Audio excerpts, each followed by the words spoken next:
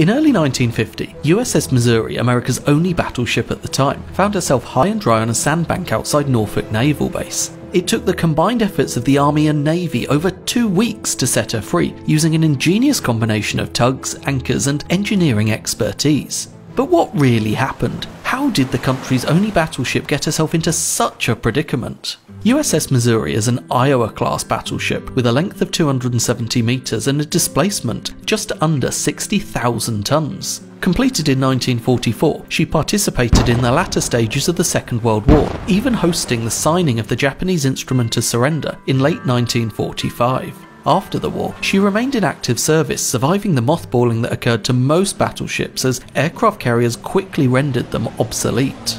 A few years later, she was the only US battleship left in commission and was sent for a 3-month overhaul in Norfolk Naval Shipyard.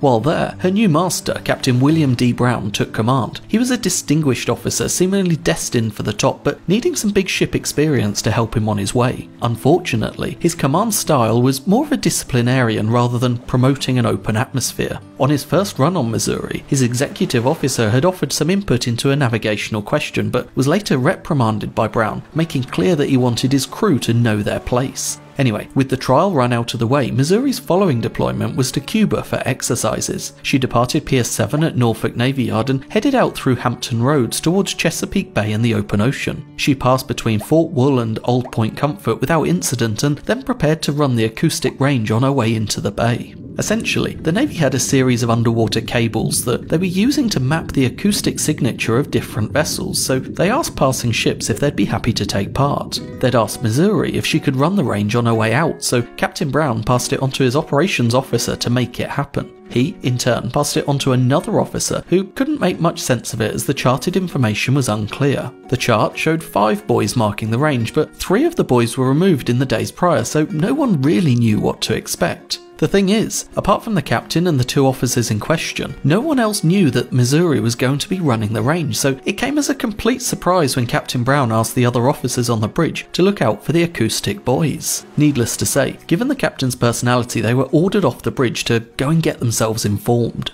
Back on the bridge, another officer believed he'd spotted the acoustic buoys, so he reported to Captain Brown and Missouri headed straight towards them. Unfortunately, the markers in question were actually spar buoys on a small channel used by fishing vessels with nowhere near enough water for a fully laden battleship. As Missouri continued on her track, more and more of the crew started to realise something was wrong. Some of them alerted the captain but were ignored, while others, like the radar operators, assumed their equipment must be malfunctioning. It was only when visual reports from the aft watchman came in saying the propellers were churning up mud that the captain finally realised something was very wrong. Within seconds, Missouri was riding up onto the sandbank, her momentum carrying her hundreds of metres onto the shoal. By the time he ordered full astern on the engines, it was too late. The engineers had already shut down the propulsion due to sand ingress into the water cooling system. Missouri was hard aground, within sight of some of the Navy's most senior officers' accommodation in Naval Station Norfolk, as well as their Army equivalents stationed at Fort Monroe.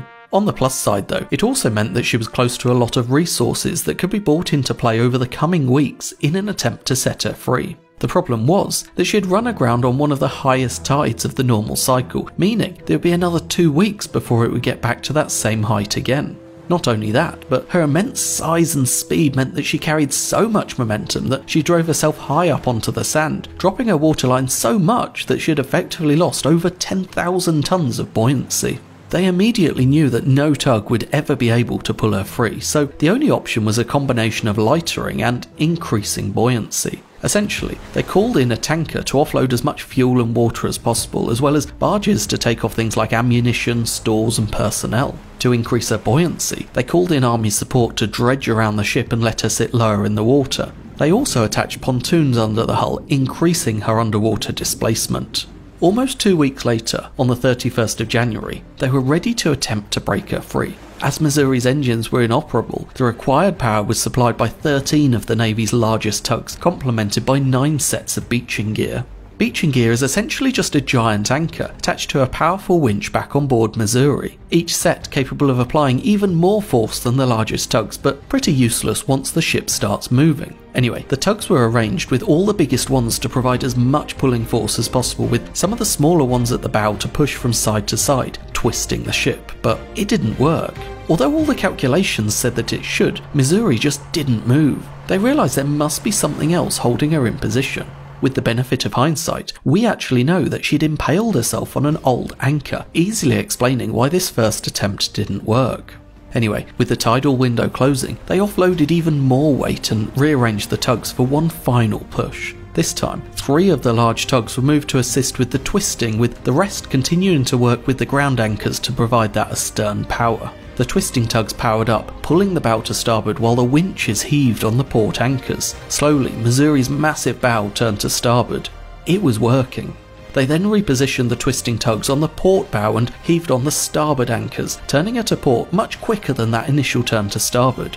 She was finally free. With the tug's assistance, Missouri was manoeuvred back to Norfolk and into dry dock for repairs, while the investigation continued to try and work out how such a simple mistake could happen. In the end, the inquiry found that it all boiled down to one thing: human error. It was the captain's error in navigation, but that error should have been picked up by the team. Unfortunately, the atmosphere on board was such that the crew were afraid to speak up, and when they did, their concerns were ignored.